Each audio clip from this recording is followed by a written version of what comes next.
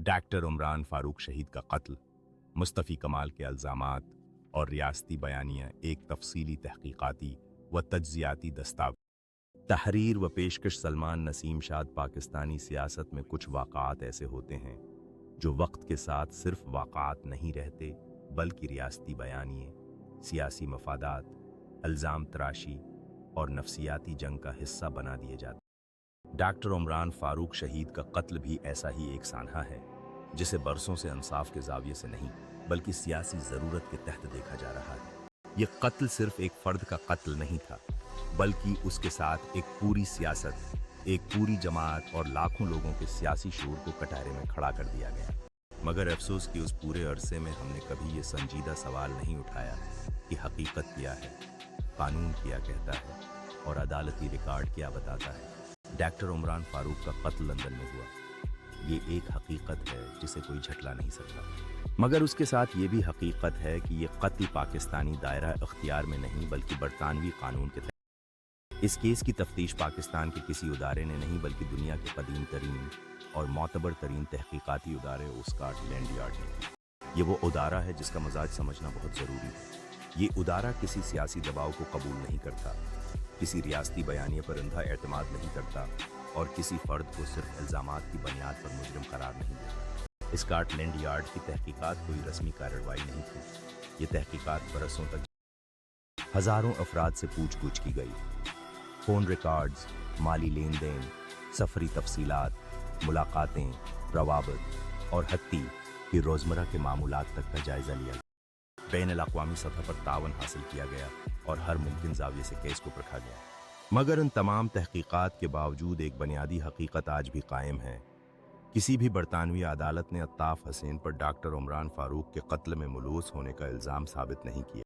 न फ़र्द जुर्म आयद हुई, न सज़ा सुनाई गई और न ही उन्हें कातिल या दहशतगर्द करार दिया। ये बात जज्बाती तौर पर बहुत सूं को नागवार लग सकती है, मगर ये हकीकत है और ये हकीकत अदालती रिकॉर्ड पर मौजूद है। यहाँ हमें बरतानवी निज़ामी इंसाफ को समझना होगा।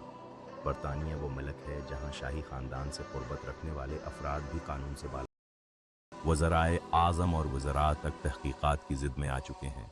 आलमी दहशतगर्द नेटवर्क्स के ख़िलाफ़ बुला इम्तियाज़ कार्रवाइयाँ हुई हैं। अबू हमज़ा अल मसरी जैसे शद्दत पसंद को गिरफ्तार करके सज़ा दी गई और अमेरिका के हवाले किया गया। इंजम चौधरी जैसे इंतहा पसंद मबलग को बरसों कैद में रखा गया। दर्जनों अफराद की शहरियत मनसूख की गई और कई को मलिक बदल। ये मसालें चीख चीख कर कहती हैं कि अगर जुर्म साबित हो जाए तो बरतानिया खामोश नहीं रहता। तो फिर सवाल पैदा होता है, अगर अत्ताफ़ हसीन वाकई दहशतगर्द होते, अगर वो वाकई डॉक्टर उमरान फारूक के कत्ल में बराह रास्त मुलव्वस होते, या अगर वो वाकई भारतीय खफिया एजेंसी रा के एजेंट, तो क्या स्कॉटलैंड यार्ड उन्हें छोड़ देता? बरतानवी रियासत महज देखती रहती या वो आज भी आज़ाद फ़ज़ा में सांस ले? कानूनी जवाब एक ही है, हरगिज़ नहीं। उसी तनाज़र में मुस्तफ़ी कमाल की जानिब से अत्ताफ़ हसीन पर राका एजेंट होने का इल्ज़ाम सामने, मगर यह इल्ज़ाम सिर्फ एक सियासी बयान है, कानूनी हकीकत। बरतानवी कानून के मुताबिक किसी गैर मिल्की खफिया एजेंसी के लिए काम करना दहशतगर्दी के ज़मरे में आता है।